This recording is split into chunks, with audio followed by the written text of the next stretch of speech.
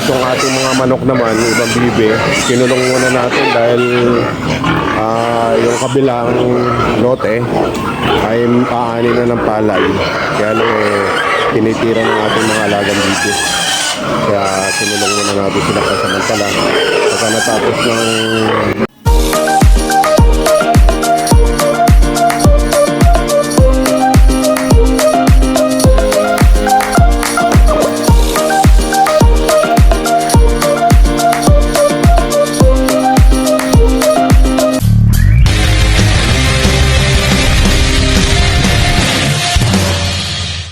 Brad, isang napakagandang umaga sa ating lahat at maagang dito sa ating mini farm dahil tayo magpapakain ngayon ng ating mga alaga dahil si Joel natang paso. Kaya obligado tayo magpakain ngayong umaga. Ayan.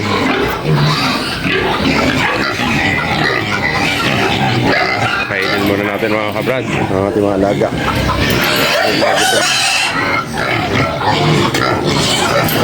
Tapos yung ating mga manok naman, ibang bibe, kinulong muna natin dahil yung kabilang lote ay aani na ng palay. Kaya lang tinitira ng ating mga alagang bibe. Kaya kinulong muna natin sila pansamantala. Pagka natapos ng kapasin, yung palay sa kabila, saka na lang natin ulit pawawalan. Yan, wala tayong mga ano rito, alagang ng bibe. Pakain muna tayo mga brad.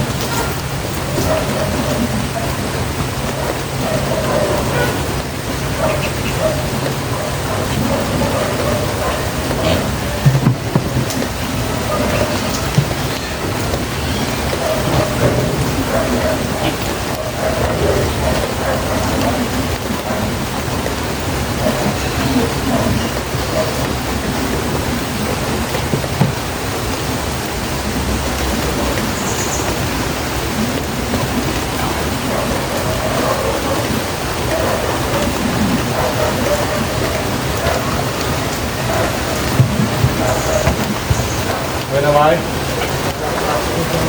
Ha? Ano na? Ano? Ayan, ayan.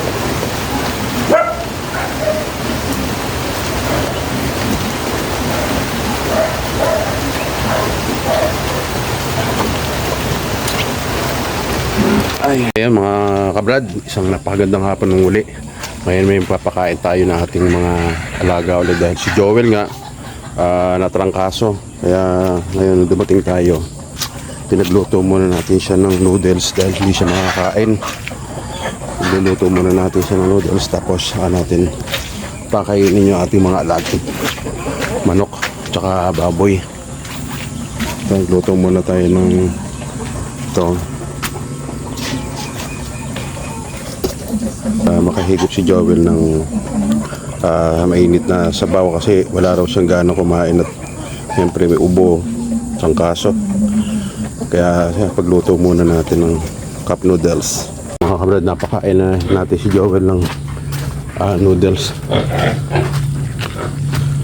Kanina kasi umaga tayo nagpakain nito ng ating mga alaga. Dahil si Joel hindi pa po pwede magpunta rito dahil nga galing nga sa trangkaso. Pero kanina nalagyan ko na to kaya hindi sila masyadong maingay. Pakainin mo.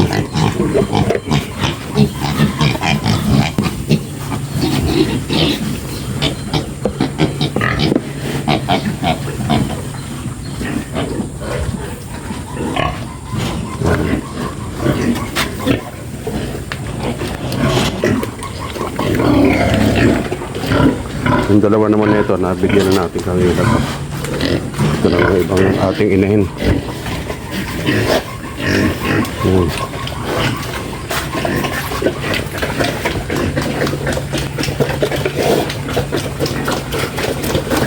Ito kasi malapit na itong mga anak to. Si number 15. Ang kasunod niyan, si number 12. Yung dalawang to, kumain ito.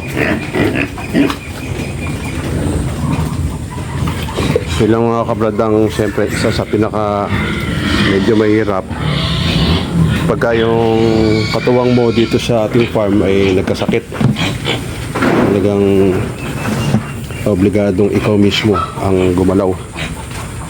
Siyempre mahirap ang matrangkaso. Kaya sabi ko sa kanya, huwag na muna siyang pumunta rito. At baka mamaya, siyempre, alam mo naman yung trangkaso, medyo talaga nakakahawa. Baka mapunta sa hayop. Pero ating mga alaga naman, okay naman sa ngayon ito, ating mga native yan. Kanulusog.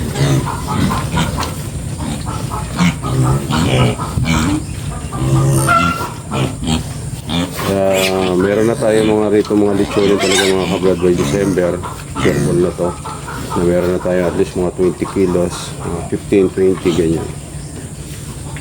Medyo okay na.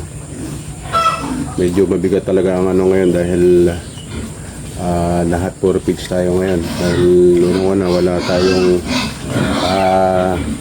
molasses ngayon eh. May ilang araw na tayo walang molasses.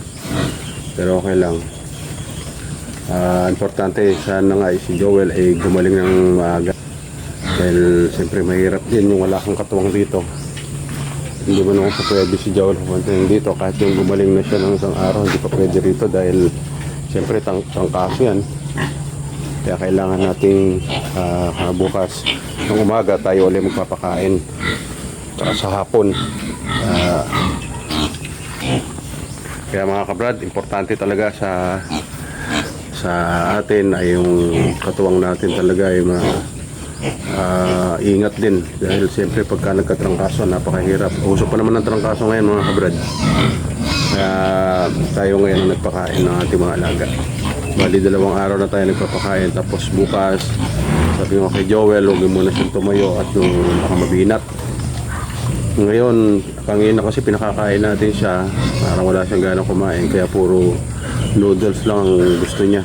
Kaya inano na siya, pinagluluto natin siya ng cup noodles para bago siya uminom ng gamot makasubo muna siya ng kahit konti. Mainita yung sikmura, malamnan yung sikmura.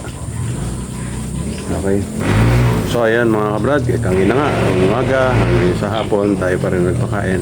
Pero okay lang, talagang kasama sa pag-farm ng ganyan. Kahit sa anong trabaho na may katuwang ka, talagang dumarating talaga sa punto yung ganito. Kaya mga brad, muli, mag-iingat kayo, ingat tayong lahat. God bless po sa ating lahat.